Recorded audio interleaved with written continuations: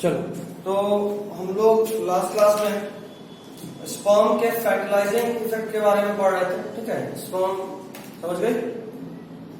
नहीं, अच्छा स्पर्म हिंदी में उसको शुक्राणु बोलते थे शायद। अभी ठीक है, ये याद तक तो थोड़ा सा टर्म्स वाला धीरे धीरे सीख जाएगी कोई नहीं।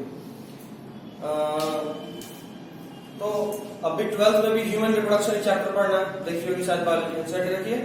हाँ, तीसरा चैप्टर है वो ह्यूमन रिप्रोडक्शन, उसका भी एनसीईआरटी के हिसाब से दूसरा पेज पढ़ा है। तो उसमें ही हम लोग अभी पढ़ रहे हैं कि स्पर्म कब कहाँ कैसे फर्टिलाइज कर पाता है। एक तो समझ रहे हो। हाँ, तो लिखिए अगला point, if sperm shape and size, copy में लिखो, धीरे धीरे समझ में आ जाएगा। अभी 4 क्लास हुआ है इस चैप्टर का, चारों का वीडियो आज तुम देख लेना। If sperms shape and size, if sperm's shape and size are abnormal, if sperm's shape and size,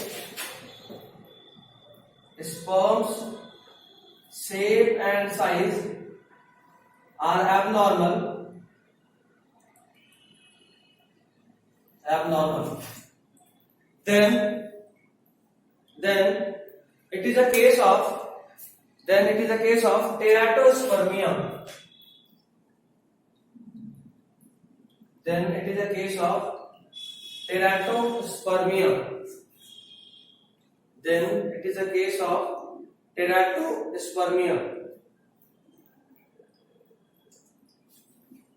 Then it is a case of teratospermia. ये समझना है मतलब कहाँ पे दिक्कत हो रहा है, मतलब जैसे इफ हमें नहीं कहीं जाता है टेराटोस्पर्मिया। अच्छा, उसके अलावा ये समझाने का मतलब समझ आया। इफ स्पर्म्स तो समझ गए, एक पोस्ट ऑफ फेस मतलब काम, और if sperms shape of animal, shape and size समझ में आया, आर एबनॉर्मल समझ में आया, then it is a case of teratospermia. Teratospermia बीमारी का नाम है। ठीक है, देखो अक्सर जब हम बात करते हैं किसी कपल का, कोई शादीशुदा अगर जोड़ा है और उसको बच्चा नहीं हो पा रहा, तो वो जिस डॉक्टर से मिलेगा उसको बोलते हैं गायनेकोलॉजिस्ट। उसको हिंदी में बोलते हैं स्त्री एवं प्रसूति विभाग, गायनेकोलॉजिस्ट। तो गायनेकोलॉजिस्ट अक्सर जब ये एग्जामिन करता है तो पता चलता है कि अक्सर प्रॉब्लम मेल में ही है, इस वजह से बच्चा नहीं हो पा रहा। ठीक है, ये अलग बात है। नॉर्मल कंसेप्शन हमारा क्या है कि यार फीमेल में तो रिप्रोडक्शन का ऑलमोस्ट सारे ऑर्गन्स है, मेल को तो सिर्फ किसी तरह से स्पर्म बनाना है अपने बॉडी में और स्पर्म को फीमेल तक पहुंचाना है, बाकी सारा काम कहाँ होगा, फीमेल बॉडी में होगा। लेकिन फिर भी मैक्सिमम टाइम्स जो प्रॉब्लम इराइज होता है वो मेल के वजह से अभी के सिनेरियो में हो रहा है, पहले नहीं, पहले फीमेल में ही प्रॉब्लम होता था क्योंकि मेल नॉर्मल था। अभी अक्सर प्रॉब्लम मेल में हो रहा है और उसका सबसे इंपॉर्टेंट या सबसे कॉमन कारण होता है ओलिगोस्पर्मिया। क्या होता है बताओ?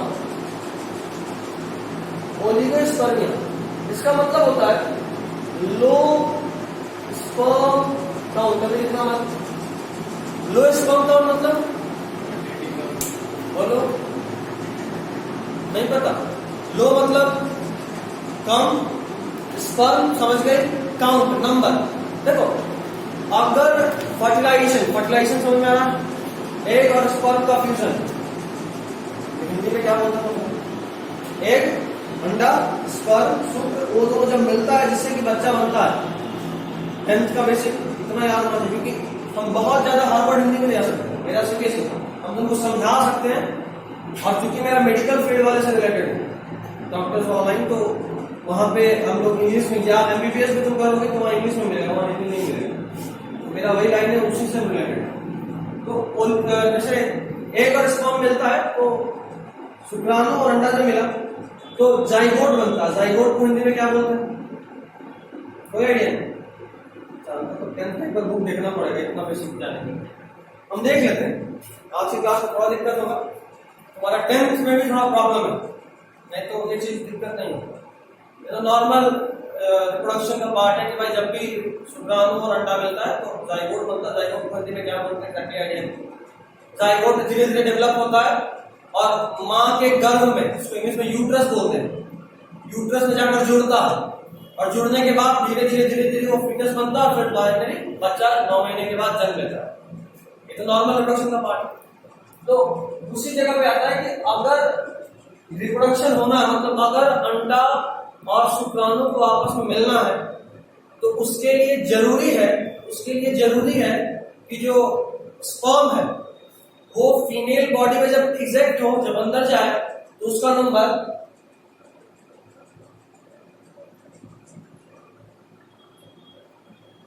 200 से 300 मिलियन हो। इतना जब स्पर्म रिलीज होता है फीमेल बॉडी में, तब जो अंडा तक पहुंचता है उसका नंबर होता है, सोचो, अगर तुमको जनानांग बोलते हैं, स्त्री जनानांग ऐसे बोलते हैं ना, फीमेल रिप्रोडक्टिव सिस्टम, तो उसमें सबसे पहला पार्ट वेजाइना, जहां पे कि रिलीज किया जाता है स्पर्म। वेजाइना से गया सर्विक्स, फिर यूट्रस, फिर फैलोपियन ट्यूब। फैलोपियन ट्यूब में ओवरी के पास फर्टिलाइजेशन होता है।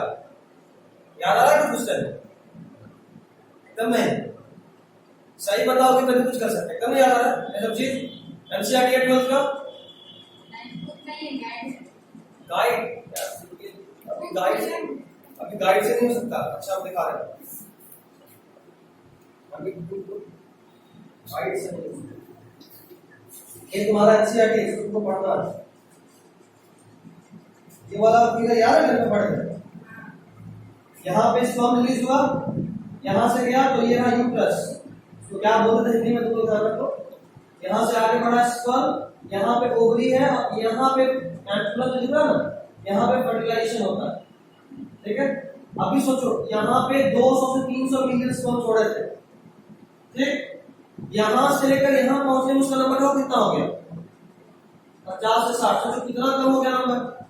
तो अगर यहीं पे नंबर थोड़ा भी घटेगा तो क्या यहां तक पहुंच पाएगा इसका? नहीं। तो क्या फर्टिलाइजेशन हो पाएगा? नहीं। तो क्या जब अंडा और स्पर्म मिला ही नहीं तो क्या बच्चा जन्म लेगा? नहीं। वही बता रहा हूं, अगर यहाँ पे स्पर्म कम रिलीज हो, उसी को बोलते हैं ओलिगोस्पर्मिया। ये मेडिकल टर्म है, अगर डॉक्टर के पास गए, डॉक्टर लिखता है ना कुछ ओलिगोस्पर्मिया। चलो उनको साइड रखो, तो कौन नहीं समझाएंगे। थोड़ा सा हिंदी टर्म दिक्कत कर रहा है, बट कोई नहीं। ये ऑलमोस्ट एक बार जब 10th वाला पेज तैयार हो जाएगा तो फिर हम यहाँ से उसको रिलेट कर देंगे। आपसे तुम्हारा ये सब जो टर्म्स होता है उसको इंग्लिश में कन्वर्ट कर लिया जाएगा। थोड़ा दिक्कत होगा। और रहा बात इस एनसीईआरटी की दिक्कत है, तो उनको हिंदी में पढ़ने का आदत होगा, है ना। एक बुक का नाम नहीं,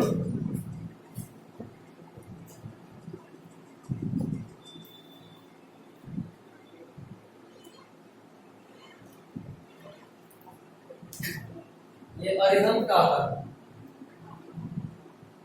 अरिहंत पब्लिकेशन का नाम है। इस बुक का खास बात यह है कि इसमें जो भी तुमको आप इंग्लिश में पढ़ा रहे हैं, जो भी इंग्लिश में पढ़ा वो सब तुमको हिंदी में मिलेगा।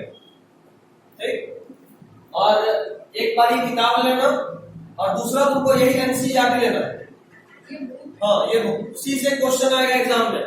यही सरकारी किताब है, ठीक है, एनसीईआरटी। इसका नाम बता दे, सीधा ये लिख देना, एनसीईआरटी बायोलॉजी, और तुम हिंदी में लेना। ठीक है, ये दो किताब तुम लेकर, तुम्हारा अगला क्लास कल नहीं होगा। ठीक है, देखो तुम्हारा क्लास कब होगा बता देता है, मंडे, वेडनेसडे, फ्राइडे, 3 दिन सब लिख लो कहीं नहीं। मंडे, वेडनेसडे, फ्राइडे वाले तो कितना चलते हैं?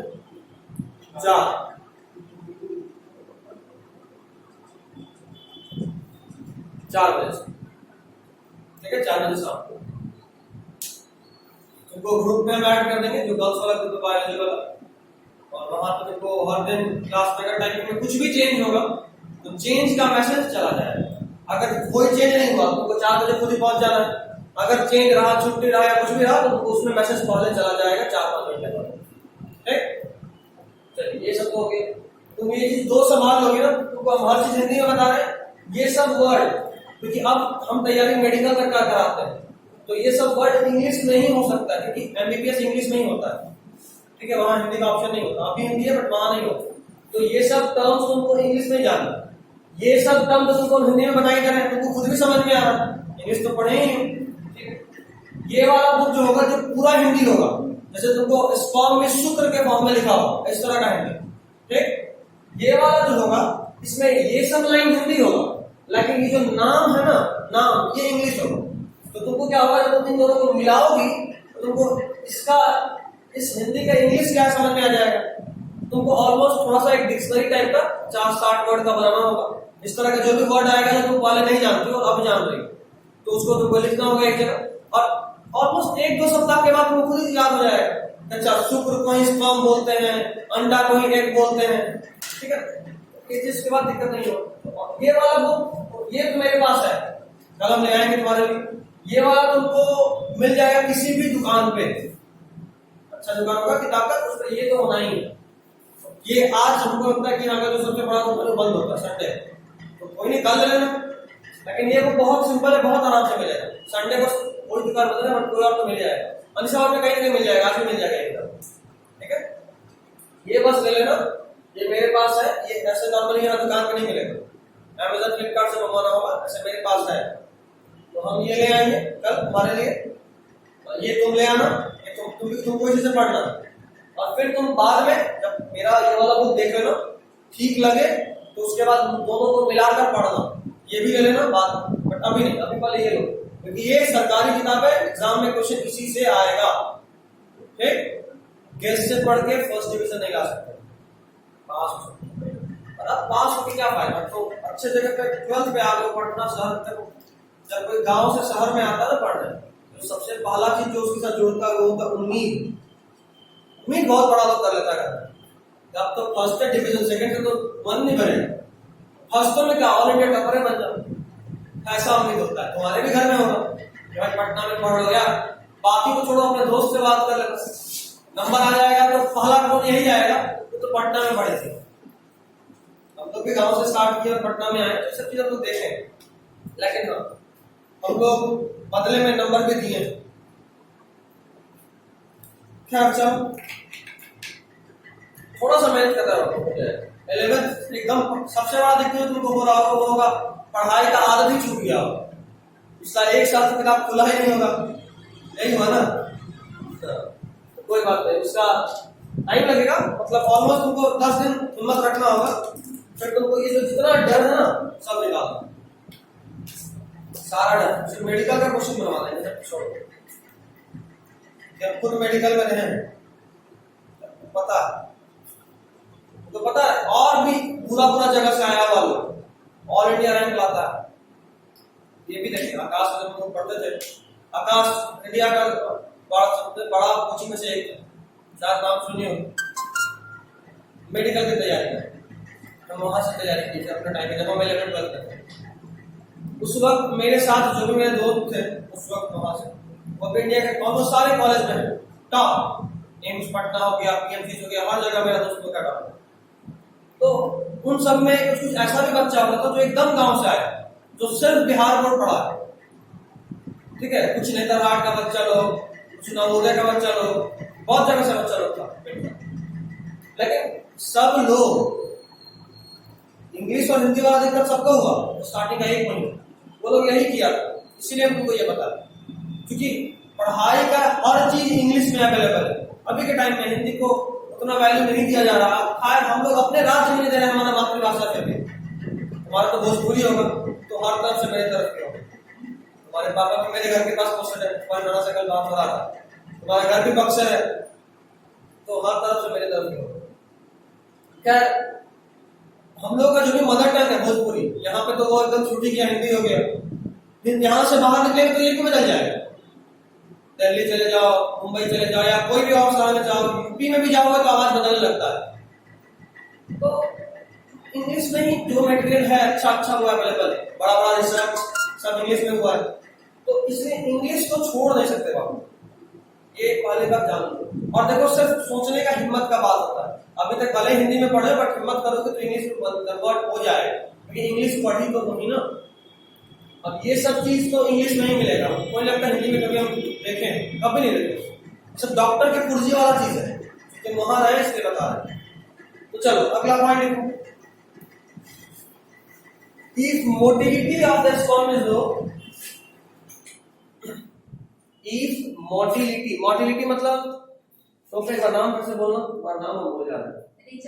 रिचा, रिचा रंजन ना, रिचा शर्मा। इफ मोटिलिटी, बताओ अच्छा मोटिलिटी का मतलब नहीं पता, कोई नहीं करे, तुम हिंदी से पढ़ के आएगा, तुमको इस बात का सब हो गया। इंग्लिश वाला बच्चा सब पूछ लेता है तो तुम हिंदी से पढ़ के नहीं पता। चाल, चाल मतलब होता ना, ये मेरा चाल रहा है, मतलब चलने वाला चाल, चलने वाले चाल का मतलब। अभी देखो जो तुमको दिखाए कहाँ स्पर्म रिलीज होता है फीमेल बॉडी में और कहाँ उसको पहुंचना है, उस डायग्राम में कितना जगह लग रहा है कि बस इतना तो चलना है। लेकिन एक बात सोचो, जिसको चलना है वो दिखता है क्या? स्पर्म को कभी देखे? वो एक सेल होता है, सेल, सेल तो समझ में आ रहा होगा, इतना इंग्लिश तो पढ़ाता भी आता है क्योंकि मेरी सारी बहन लोग जो भी हम हो गए इंग्लिश से, बाकी मेरी बहन लोग सब जहां तुम्हारे पापा पोस्टेड है लेकिन विक्रम थाना में वहीं पे रहती है, एग्जैक्टली वहीं पे रहती है। बहुत से बहुत जितना दूर समझो यहाँ से मजार है, मजार देखिए 2 बार जाओ और आओ, इतना ही दूरी है तुम्हारे पापा के थाना से मेरा घर। मेरे पापा टीचर हैं। विक्रम थाना में कौन है? मैं मौसा जी हूँ। अच्छा मौसा जी, अच्छा हमको लगा तुम्हारे पापा के बारे में बात कर रहे हैं। खैर कोई नहीं। कहाँ पे टीचर है वो? बक्सर। अच्छा बक्सर में, किस चीज के? सरकारी टीचर है। मतलब किस चीज के सब्जेक्ट? साइंस।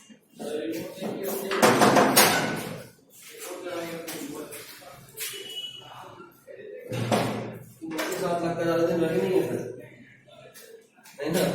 तो टीचर का बच्चा लोग पर टीचर लोग इतना ध्यान देता है, उसका जान निकला हुआ होता है। ऐसा नहीं, ऐसा है।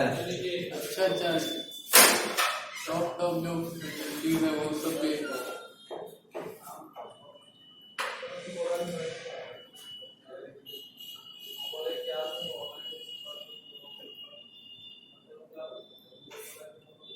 सर मंडे और फ्राइडे को ऑनलाइन क्लास लेंगे, यही का ना? वेडनेसडे को ना? तीनों दिन, मतलब अभी जितना भी क्लास होगा सब ऑफलाइन ही होगा कोचिंग में।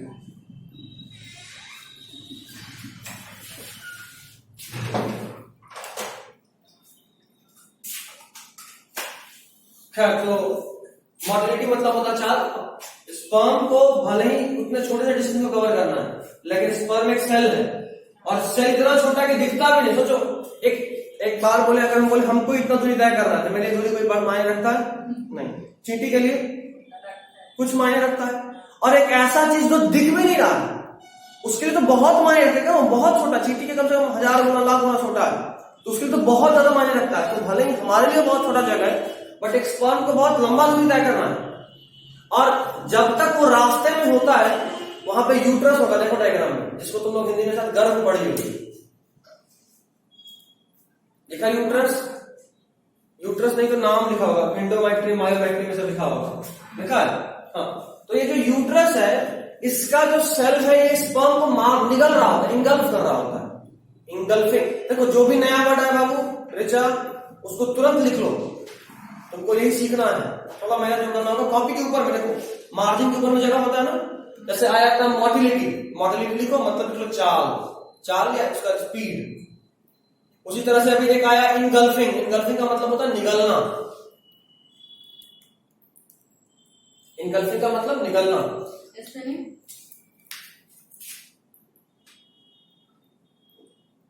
इनगल्फिंग निगलना। तो ये जो यूट्रस का सेल होता है ये निगल रहा होता है स्पर्म को, ठीक है? तो बात असल में ये है कि अगर वो बहुत तेजी में नहीं भागा तो सारे को तो निगल ही जाएगा, तो कुछ पहुंचेगा एक तक। एक कहां था याद करो, एक कहां रिलीज हुआ था अभी बता रहे थे, फैलोपियन ट्यूब। देखो एम्प्यूला, देखा एम्प्यूला? एम्प्यूला देखो कहां, डायग्राम में देखो कहां पे एम्प्यूला, लेबलिंग है ना वो, डायग्राम में कहां पहुंचेगा, कहां किसको मार्क किया गया एम्प्यूला? देखो एम्प्यूला है ना, इसको मार्क यहां किया है, तो यहां पे अंडा है और यहाँ पे शुक्र, उसको इतना दूर पहुंचना है और यहाँ रास्ता भर में उसको मारा जा रहा है। तो अगर तेजी में यहाँ से नहीं भागेगा तो सबको यहीं खत्म कर दिया जाएगा, तो इसलिए इसको बहुत तेजी में भागना होता है। वही लिखा हूं देखो, जो रिलीज हुआ था कितना था, यहाँ पे कितना था 200 300 मिलियन, और यहाँ पहुंचा कितना है तो जाहिर सी बात है उसको कोई मार रहा होगा तभी तो। और सोचो कितना गंदे तरीके से मारा जा रहा है, 200-300 मिलियन और पहुंच जाए 50 से 60, ये डिफरेंस है। खैर, तो इसका मोटिलिटी अगर लो हुआ क्या लिखे थे, if motility of the sperm is low, if motility of the sperm is low, then it is a case of asthenozoospermia. If motility of the sperm is low, then it is a case of asthenozoospermia. Then it is a case of asthenozoospermia. If motility of the sperm is low, then it is a case of asthenozoospermia. कोई दिक्कत नहीं, ठीक। Motility समझ गए, लो का मतलब समझ में आ रहा होगा। तो जो बीमारी होगा, केस मतलब ये उस चीज का केस है, बोलते ना रोशनी कम है तो ब्लाइंडनेस का केस, इस तरह का बात करो। तो जो बीमारी उसका नाम क्या है, एस्थेनोजूस्पर्मिया। तो अगर तुमको मान लो डॉक्टर के पास गया, डॉक्टर कुर्सी में लिखे दे रहा है ओलिगोस्पर्मिया, तो क्या समझ में आ रहा है, क्या बीमारी में है, क्या समझ उसको, स्पर्म का जो नंबर है वो कम है। अच्छा, अगर डॉक्टर लिख के दे रहा है टेराटोस्पर्मिया, तो उसका शेप और साइज एबनॉर्मल, एबनॉर्मल मतलब इसमें कुछ विकार हो, कुछ अलग, नॉर्मल से अलग। इसका था वैसे, देखिए थे किसका था, अच्छा सर, ठीक है। तो ये समझ गए, टेराटोस्पर्मिया, ओलिगोस्पर्मिया। ओलिगोस्पर्मिया तो बताया हूं, दोबारा बताऊंगा। एस्थेनोजोस्पर्मिया समझ के नाम है, ये सब नाम को ध्यान रखना, ये सब इंग्लिश में, बाकी से हिंदी में समझा रहा है, नाम तो इंग्लिश में याद रखना। अगला point, if sperm count decreases from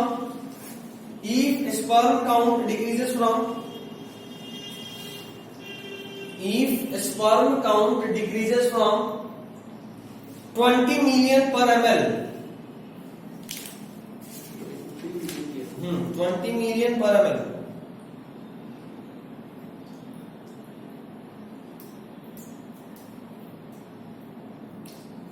अच्छा तुम लोगों को स्पर्म काउंट लिखवाया था 200 to 300 मिलियन पर इजैकुलेशन ना। एक काम करो, वहां पे एक और पॉइंट जोड़ो, स्पर्म काउंट, बस स्पर्म काउंट लिखवाया था, पर इजैकुलेशन बस लिखवाया था 2.5 से 5 ml। अच्छा बाकी नंबर में नहीं लिखवा है, नंबर नहीं लिखवा है, 0.8 ml में कितना, 200 से 300 मिलियन पर इजैकुलेशन नहीं लिखवा है चीज कहीं भी, तो कॉपी के ऊपर नहीं लिखूंगा, ये तुम मत लिखना, तुम्हारे लिए नहीं, तुमको नॉर्मली पहले बेस बनाना है, उसको हम कुछ एक्स्ट्रा बता रहे हैं। Sperm count 50 to 100 million per ml semen, 50 to 100 ml, 50 to 100 million, 100 million कर लो, 50 to 100 मिलियन पर ml। अच्छा अभी तेरा कॉपी का दुकान पे खुला, तुमने क्या है पर ml, ठीक है। Next point, sperm count 200 to 300 million per ejaculation, एक इजैकुलेशन में 2.5 से 5 ml तक स्पर्म निकलता था, याद आ रहा है, is equal to 200 to 300 million, 200 to 300 million per ejaculation, ठीक है। चलो देखो, अब तुम लोग दोनों हो गए। If sperm count decreases from, देखिए कहां से लिखे, 20 million, 20 million per ml, 20 million per ml, 20 million से कम हो जाए, पर ml का मतलब, ml मतलब रिचा मिलीलीटर, हाँ, तो 20 million per millilitre, then it is a case of oligospermia, then it is a case of oligospermia, then it is a case of oligospermia। हाँ, सीमेन डिस्चार्ज विदाउट स्पर्म, सीमेन किसको बोलते हैं,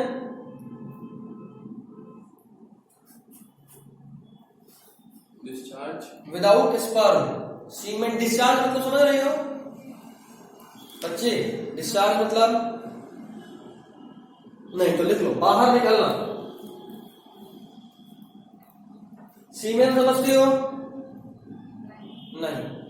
स्पर्म तो समझ गए, जब मेल्स के बॉडी से स्पर्म निकल रहा तो सिर्फ स्पर्म नहीं निकलता, उसके साथ कुछ और भी लिक्विड होता है, ठीक है। अलग अलग जगह का ग्रंथि होता है, ग्रंथि ग्लैंड को बोलते हैं, ये भी लिखो, ग्लैंड मतलब ग्रंथि।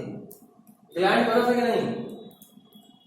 नहीं तो लिख लो, तुम कभी पढ़ी नहीं ना इंग्लिश में, इसलिए दिक्कत हो रहा है। ग्रंथि लिख लो, ग्लैंड का मतलब होता है ग्रंथि। ग्रंथि तो समझ गई होगी। हाँ, तो और भी बहुत सारा रिप्रोडक्टिव ग्लैंड्स होता है, मतलब रिप्रोडक्टिव पार्ट में और भी बहुत सारा ग्रंथि होता है जहां से कुछ सिक्रीशन आ रहा होता है। उन सब सिक्रीशन के साथ स्पर्म जब मिलता है तो उसको बोलते हैं सीमेन, ठीक है। तो सीमेन डिस्चार्ज विदाउट स्पर्म, मतलब सीमेन मेल के बॉडी से जो निकला, अगर उसमें स्पर्म ही नहीं रहा, बाकी सब कुछ रहा, तो उसको बोलते हैं semen discharge without sperm is called एंजियोस्पर्मिया।